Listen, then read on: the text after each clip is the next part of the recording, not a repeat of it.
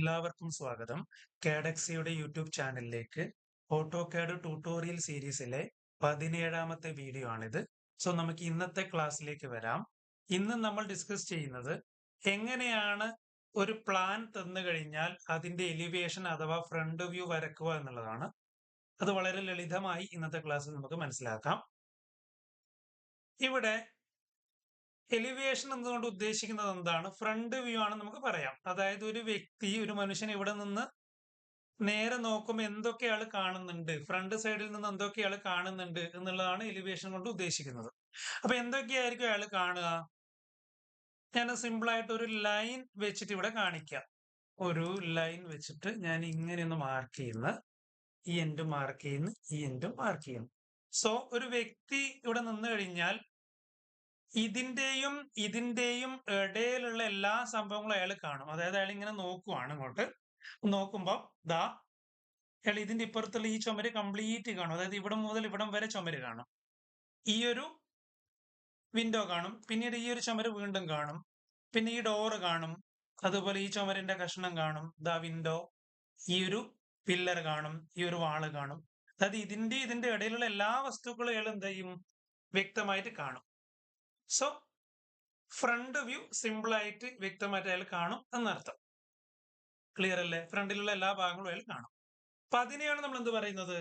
Front view അഥവാ elevation എന്ന് പറയുന്നത്. ക്ലിയർ അല്ലേ? അപ്പോ ഇതെങ്ങനെ വരച്ചെടുക്കാൻ നമുക്ക് നോക്കാം.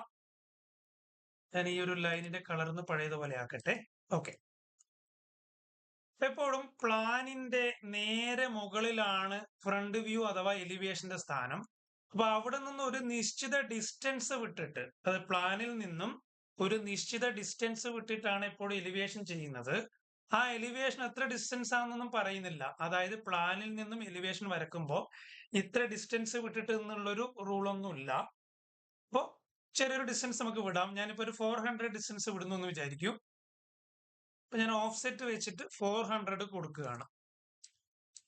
ഓക്കെ.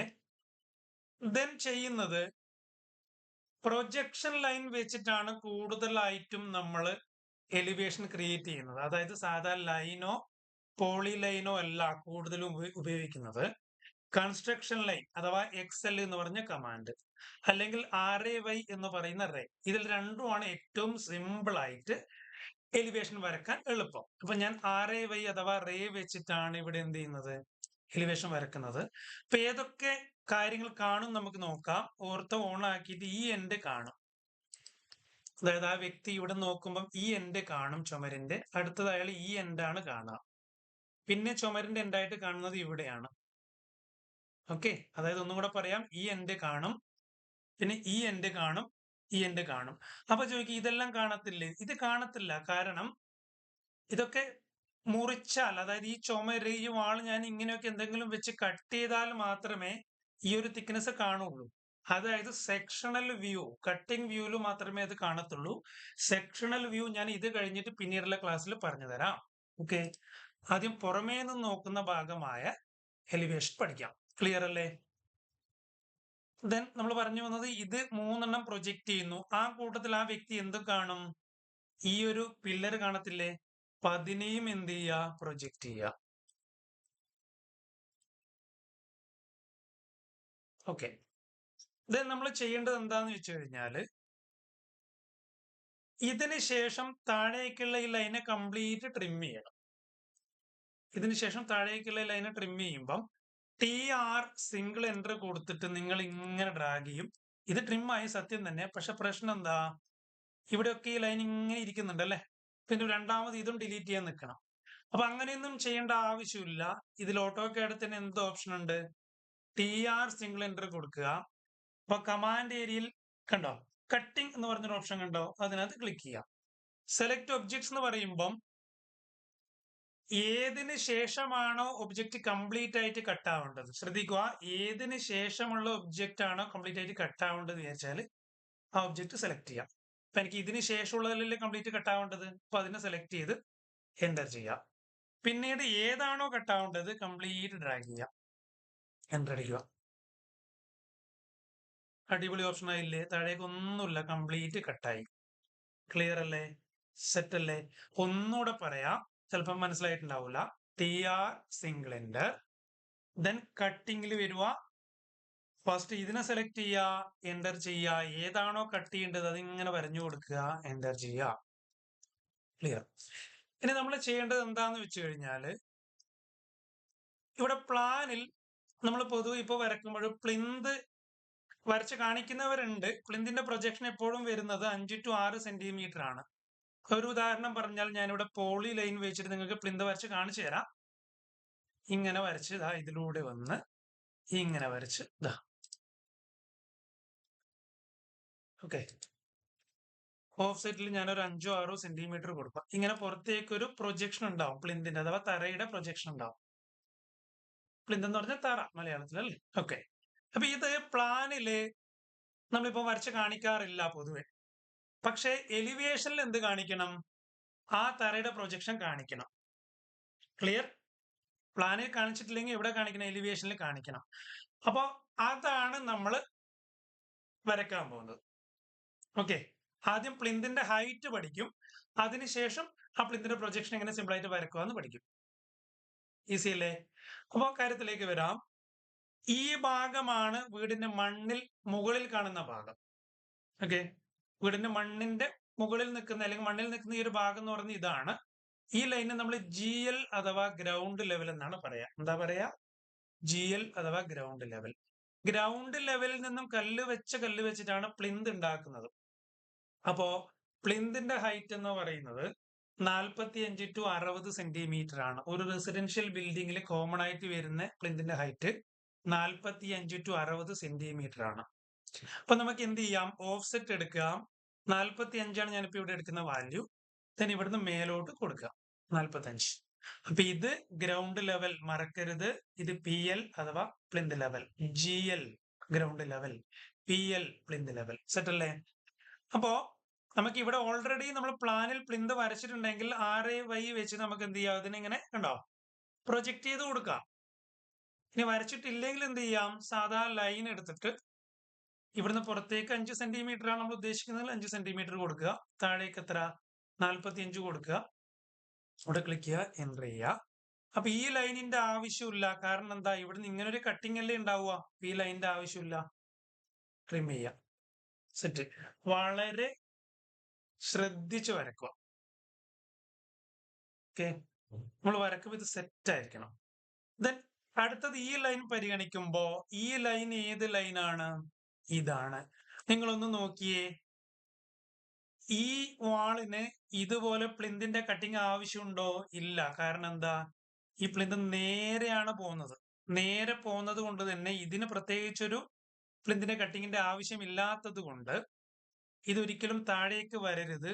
ഇതിനെന്ത് ചെയ്യാ? ഈ ഭാഗം ട്രിം ചെയ്ത് കളയാം. ഈ പ്ലിന്തിന്റെ മുകളിലാണ് ഈ വാള് ഉള്ളതെന്ന് മനസ്സിലാക്കാം. ക്ലിയർ. അപ്പൊ അടുത്ത പ്രൊജക്ഷൻ എന്താണ്? ഈ പില്ലറിന് ശേഷം പുറത്തേക്കാണ്. പില്ലർ ഏതായിരുന്നു സംഭവം? ഇതാണ്. അപ്പൊ അവിടുന്ന് എന്ത് ചെയ്യുക? ലൈൻ എടുത്തിട്ട് 5 കൊടുക്കുക, എന്റർ ചെയ്യുക, താഴേക്ക് വരക്കുക. അപ്പൊ ഇവിടെയും എന്താ? ഇത് ആവശ്യമില്ല. ക്ലിയർ. ഇത് രണ്ട് ലൈനും ആവശ്യമില്ല. ശ്രദ്ധിക്കുക, ഈ പില്ലർ എന്ന് പറയുന്നത് സിറ്റ് ഔട്ടിൽ വരുന്ന പില്ലറാണ്. സിറ്റ് ഔട്ട് എന്ന് പറയുന്ന പ്ലിന്തിന്റെ ഭാഗമല്ലേ. അപ്പൊ സിറ്റ് ഔട്ടിന്റെ മുകളിൽ നിന്നാണ് ആ പില്ലറിന്റെ ക്രിയേഷൻ എന്നുള്ളത് കൊണ്ട് തന്നെ ഇതാണ് പ്ലിന്തിന്റെ മുകളിൽ. ഓക്കെ, പ്ലിന്തിന്റെ മുകളിൽ നിന്നാണ് എന്ത് വരേണ്ടത്? ഇതിന്റെ അളവ് വരേണ്ടതെന്ന് മനസ്സിലാക്കുക. നമ്മളിപ്പം പോർച്ചിന്റെ എല്ലാം പില്ലർ ആണെങ്കിൽ ഈ ഗ്രൗണ്ട് ലെവലിൽ നിന്ന് താഴേക്ക് വരും. അതായത് ഇത് താഴേക്ക് വരും പോർച്ചിന്റെ പില്ലർ ആണെങ്കിൽ. ഓക്കെ, സിറ്റ് ഔട്ടിന്റെ പില്ലർ ആണെങ്കിൽ പ്ലിന്ത് ലെവലിൽ നിന്ന് മുകളിലേക്കാണ് വരേണ്ടത്. ഈ വരച്ച പ്ലാൻ പ്രകാരം. ക്ലിയർ അല്ലേ? ഓക്കെ. ദെൻ അടുത്തത് ഇവിടെയാണ് വരുന്നത്.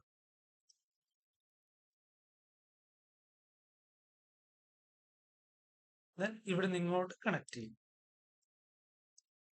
ഇതിനെ ട്രിം ചെയ്ത് കളയാം. സെറ്റ് അല്ലേ? ഓക്കെ. അപ്പൊ നോക്കുക, ഒന്ന് കൺഫേം ചെയ്യാം. ഇത് കട്ടിങ് ഉണ്ട്, ഇവിടെയുണ്ട്. ഇതിനടുത്തത് ഇവിടെയുണ്ട്, ഇവിടെയുണ്ട്. കറക്റ്റ് ആണ്. അതുപോലെ ഇവിടെയുണ്ട്. അത് ഏതാണ്? ഇതാണ്. അപ്പൊ 3 കട്ടിങ് ആണ് പ്ലിന്തിലൂടെ വരുന്നത്. ക്ലിയർ അല്ലേ? ദെൻ നമ്മൾ അടുത്തത് വരുന്നത് പ്ലിന്ത് ലെവലിൽ നിന്ന് ഇനിയിപ്പം എല്ലാ അളവുകളും എലിവേഷന്റെ അടുത്ത ഘട്ടത്തിൽ എന്താ വരക്കേണ്ടത്? സൺഷെയ്ഡ് വരക്കണം. പിന്നെ റൂഫ്, പാരപ്പറ്റ് തുടങ്ങിയ ഒട്ടനവധി കാര്യങ്ങൾ വരക്കാനുണ്ട്. അപ്പോ ഇനിയുള്ള എല്ലാ അളവുകളും ബേസ് ചെയ്യുന്നത് അല്ലെങ്കിൽ ഏതിൽ നിന്നാ തുടങ്ങുന്നത് ചോദിച്ചു കഴിഞ്ഞാൽ പ്ലിന്ത് ലെവലിൽ നിന്നായിരിക്കും. ഇനിയുള്ള എല്ലാ അളവുകളും തുടങ്ങുന്നത് പ്ലിന്ത് ലെവലിനെ ബേസ് ചെയ്തിട്ടാണ്. അപ്പോൾ ഓഫ്സെറ്റ് എടുക്കുകയാണ് ഞാൻ 210, അതായത് 210 സെന്റിമീറ്റർ ആണ് ഞാൻ കൊടുക്കുന്നത്. അത് ഏതിന്റെ അളവാണ്? സൺഷെയ്ഡിന്റെ അടിഭാഗത്തേക്കുള്ള അളവാണ് 210 സെന്റിമീറ്റർ. ഞാൻ ഇവിടുന്ന് ഇങ്ങനെ ക്ലിക്ക് ചെയ്യാണ്. ശ്രദ്ധിക്കുക, പ്ലിന്ത് ലെവലിൽ നിന്നും സൺഷെയ്ഡിന്റെ അടിഭാഗത്തേക്കുള്ള അളവാണ് 210 സെന്റിമീറ്റർ. ഞാൻ വരച്ചു. ദെൻ സൺഷെയ്ഡിന്റെ പുറത്തേക്കുള്ള പ്രൊജക്ഷൻ എത്രയാ? ഈ വാളിൽ നിന്നും 60 to 75 സെന്റിമീറ്റർ ആണ് പുറത്തേക്കുള്ള പ്രൊജക്ഷൻ. എത്രയാണ്? 60 to 75 സെന്റിമീറ്റർ. ഞാനിവിടെ 60 കൊടുക്കുന്നു. ദെൻ സ്ലാബിന്റെ തിക്നെസ് എത്രയാ? 10 മുതൽ 15 വരെയാണ് സ്ലാബ് തിക്നെസ്, അതായത് ആ വാർപ്പിന്റെ തിക്നെസ്. ഞാനിവിടെ 10 കൊടുക്കുന്നു. 10. ദെൻ ഇവിടെ ഇങ്ങോട്ട് വരച്ചു. ദെൻ അടുത്ത എൻഡിൽ ഒരു ക്ലിക്ക് കൊടുക്കുന്നു. പുറത്തേക്ക് വീണ്ടും വരക്കുകയാണ്. 60 കൊടുത്തു. താഴേക്ക് എത്രയാ? 10 അല്ലേ? 10 കൊടുത്ത് എൻ്റർ ചെയ്യുക. ദെൻ ഇവിടെ കൊടുക്കുക, സെറ്റ്. ശ്രദ്ധിക്കേണ്ടത്, നമ്മൾ ഇങ്ങനെ വരക്കുമ്പോൾ ഈ വാള് കാണത്തില്ല. അത് ശ്രദ്ധിക്കണം. പുറത്തേക്ക് മുന്നോട്ട് തള്ളിയിട്ടല്ലേ ഉള്ളത്. ഒന്ന് ആലോചിച്ച് നോക്കിയേ. ഇവിടെ നമ്മൾ കാണിച്ചാൽ, ഞാനിപ്പോ ഒരു ലൈൻ എടുത്ത് ഇവിടെ കാണിക്കാം. സൺഷെയ്ഡ് വരക്കുമ്പോൾ ഇങ്ങനെയല്ലേ ഉണ്ടാവുക, അല്ലെ? ഇങ്ങനെയാണ് ഇതിന്റെ സൺഷെയ്ഡ് പോയിട്ടുണ്ടാവുക. അപ്പൊ നോക്കിയേ, ഇവിടെയല്ലേ ചുമരുള്ളത്, ബഹുദൂരം മുന്നിലല്ലേ ആ സ്ലാബ് ഉള്ളത്. അപ്പൊ ഈ സ്ലാബിന്റെ തിക്നെസ് മറിഞ്ഞിട്ട് ഈ വാള് കാണിക്കൂലല്ലോ. സോ അതാണ് ഇവിടെ നമ്മൾ കാണിക്കേണ്ടത്. മനസ്സിലായോ? ഈ സൺഷെയ്ഡ് മറിഞ്ഞതുകൊണ്ട്, സൺഷെയ്ഡ് മുന്നിലായതുകൊണ്ട് ഈ വാള് കാണിക്കത്തില്ല. അപ്പൊ വാളിന് എന്ത് ചെയ്യുക? ട്രിം ചെയ്യുക. സെറ്റ്. ദെൻ അതുപോലെ ഇവിടെയും കാണിക്കത്തില്ല, ട്രിം ചെയ്യുക. അപ്പൊ ഇനി ഒന്ന് നോക്കിയേ നിങ്ങള്, ഇവിടെ ഇവിടുന്ന് ഇങ്ങനെ ഒരു പ്രൊജക്ഷൻ ഇല്ലേ 60 സെന്റിമീറ്ററിന്റെ, അത് എവിടെ കാണിക്കണം? ദേ ഇവിടെ കാണിക്കണം. ഈ പില്ലറിന്റെ എൻഡിൽ നിന്ന് ഇങ്ങോട്ട് 60 കൊടുക്കണം.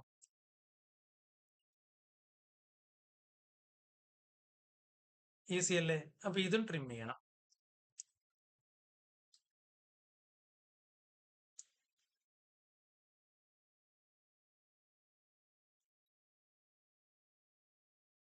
ഓക്കെ, ഈ മുകളിലേക്കുള്ള ലൈൻ നോക്കണ്ട, അത് ഞാൻ ക്ലിയർ ആക്കി തരാം.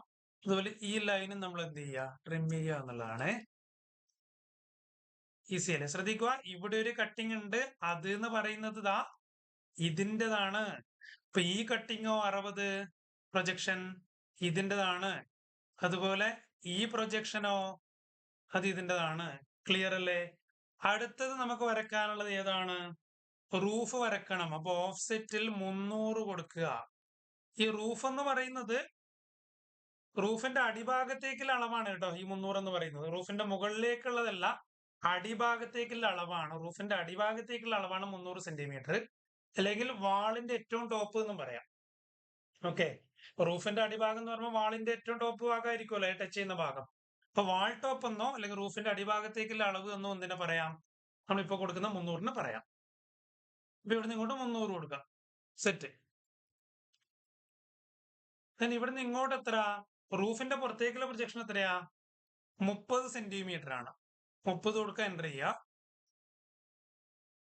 ഇവിടെ ഇങ്ങോട്ട് 10 കൊടുക്കുക. സ്ലാബ് നേരത്തെ സൺഷെയ്ഡിന്റെ കേസ് പറഞ്ഞ പോലെ തന്നെ 10 to 15 ആണ്. ഇപ്പൊ ഇവിടെയും ഞാൻ 10 കൊടുക്കുന്നു, ഇവിടെയും 10 കൊടുക്കുന്നു. ദെൻ ഇവിടെ ക്ലിക്ക് ചെയ്യുന്നു. പുറത്തേക്കുള്ള പ്രൊജക്ഷൻ 30 സെന്റിമീറ്റർ. ദെൻ താഴേക്ക് എന്താക്കുക? 10 കൊടുക്കുക. സെറ്റ്. അറിയാലോ, സ്ലാബ് പുറത്തേക്കുള്ള പ്രൊജക്ഷൻ ആയതുകൊണ്ട് ഈ വാളിന്റെ ലൈൻ വേണ്ട, ട്രിം ചെയ്യുക. ഇവിടെ ട്രിം ചെയ്യുക. ഇതേപോലെ ഈ സൺഷെയ്ഡിനുള്ളത് പോലെ എന്ത് ചെയ്യണം? ഇവിടെ നിന്ന് ഇങ്ങോട്ട് 30 ലൈൻ എടുക്കുക, 30 കൊടുക്കുക, ട്രിം ചെയ്യുക. ക്ലിയർ? ശ്രദ്ധിക്കേണ്ട കേസ് ഇതാ ഇവിടെ എത്തുമ്പോ കൺഫ്യൂഷൻ ആവണ്ട. അതായത് നമ്മൾ ഇവിടെ ഇങ്ങനെ വരച്ചു. അപ്പൊ ഇങ്ങനെ വരക്കുന്ന സമയത്ത് ഇവിടെ എന്തുണ്ടാവും? ഇവിടെ ബീം ഉണ്ടാവുമല്ലോ. പില്ലറിന്റെ ഇവിടെ മുകളിലായിട്ട് ബീം ഇങ്ങനെ പോകുന്നുണ്ടാവും. ആ ബീമിന്റെ മുകളിലല്ലേ അടുത്ത കല്ല് വരല്. ഈ ബീമിന്റെ മുകളിലായിട്ട് എന്ത് വരും? കല്ല് വരും. അപ്പൊ കല്ല് വരുന്ന സമയത്ത് നമ്മള് കല്ല് വരുന്ന സമയത്ത് ഇതിന് കണക്കായിട്ട് നേരെ ഒറ്റയടിക്കല്ലേ കല്ല് വെച്ച് പോവാ. അപ്പൊ അതായത് ഒറ്റ വാളായിട്ട് നമുക്ക് ഫീൽ ചെയ്യാം. അപ്പൊ അതുകൊണ്ട് തന്നെ നമുക്ക് എന്തിന്റെ ആവശ്യമില്ല? ശ്രദ്ധിക്കൂ, എന്തിന്റെ ആവശ്യമില്ല? ഈ ലൈനിന്റെ ആവശ്യമില്ല, ഒറ്റ വാളാണ്. ക്ലിയർ? മനസ്സിലാക്കുക. ഇവിടെ ബീമുണ്ട്. അപ്പൊ നമ്മൾ കല്ല് വെക്കുമ്പോൾ ബീമിന്റെ മുകളിൽ കല്ല് വെക്കുമ്പോൾ ത്രൂ ഔട്ട് ഒറ്റ കല്ലായിട്ട്, അതായത് ഒറ്റ വാളായിട്ട് നമുക്ക് ഫീൽ ചെയ്യാം കല്ല് വെച്ച് പോകുമ്പോൾ. അപ്പൊ അതുകൊണ്ട് തന്നെ ഇവിടെ ഉണ്ടായി ഈ ലൈൻ മേലോട്ട് കൊടുക്കേണ്ട ആവശ്യമില്ല, ത്രൂ ഔട്ട് ഒറ്റ വാളായി. ക്ലിയർ? അതുകൊണ്ട് ആ ലൈൻ കളയണം. ഈ കട്ടിങ് വേണം കേട്ടോ, കാരണം എന്താ, ഇത് ഇവിടെ ഇങ്ങനെയാണ് പോകുന്നത്, അതുകൊണ്ട് ഷെയ്ഡിനും ഉണ്ടാവും അത്, അതുപോലെ ഇങ്ങോട്ട് കട്ടിങ് റൂഫിനും ഉണ്ടാവും, എല്ലാത്തിനും ഉണ്ടാവും. ഈവൻ പാരപ്പറ്റ് കൊടുക്കുമ്പോൾ പോലും ഇതുണ്ടാവും. ക്ലിയർ? അപ്പോ ഇത് സൺഷെയ്ഡ് ലെവൽ 210, പ്ലിന്ത് ലെവലിൽ നിന്നും സൺഷെയ്ഡ് ലെവല്, സൺഷെയ്ഡിന്റെ അടിയിലേക്ക് 210, ദെൻ പ്ലിന്ത് ലെവലിൽ നിന്നും റൂഫിന്റെ അടിയിലേക്ക്, അതായത് വാൾ ടോപ്പിലേക്ക് 300 സെന്റിമീറ്റർ. ഓക്കെ. ദെൻ പാരപ്പറ്റ് ചെയ്യണ്ടേ? പാരപ്പറ്റ് എങ്ങനെ ചെയ്യാം? ഇവിടുന്ന് മേലോട്ട് എത്ര പാരപ്പറ്റിന്റെ അളവ് വരും? അത് 60 to 80 സെന്റിമീറ്റർ ആണ്. പാരപ്പറ്റിന്റെ അളവ് എത്രയാണ്? 60 to 80 സെന്റിമീറ്റർ. ഓഫ്സെറ്റ് ചെയ്യുക, 60 കൊടുക്കുക. ഈസി അല്ലേ? ഞാനിവിടെ ട്രിം ചെയ്യാണ്.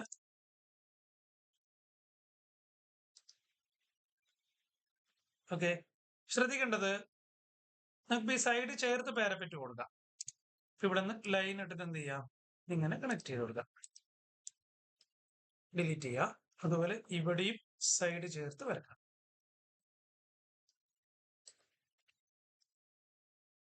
ക്ലിയർ? ഇവിടെയും എന്ത് ചെയ്യുന്നു, നമ്മൾ സൈഡ് ചേർത്ത് വരക്കുന്നു. ഈസി അല്ലേ? അപ്പോ ഇത് കുറച്ച് വലിയൊരു ടോപ്പിക് ആയിരിക്കും. നമുക്കിനകത്ത് വിൻഡോ ഡോറും ഒക്കെ ഡിസൈൻ ചെയ്ത് ഞാൻ പഠിപ്പിച്ചു തരാം.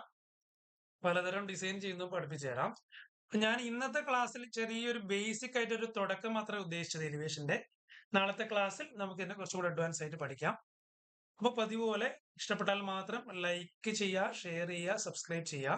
അപ്പൊ താങ്ക് യു. അടുത്ത ദിവസം കാണാം. Bye bye.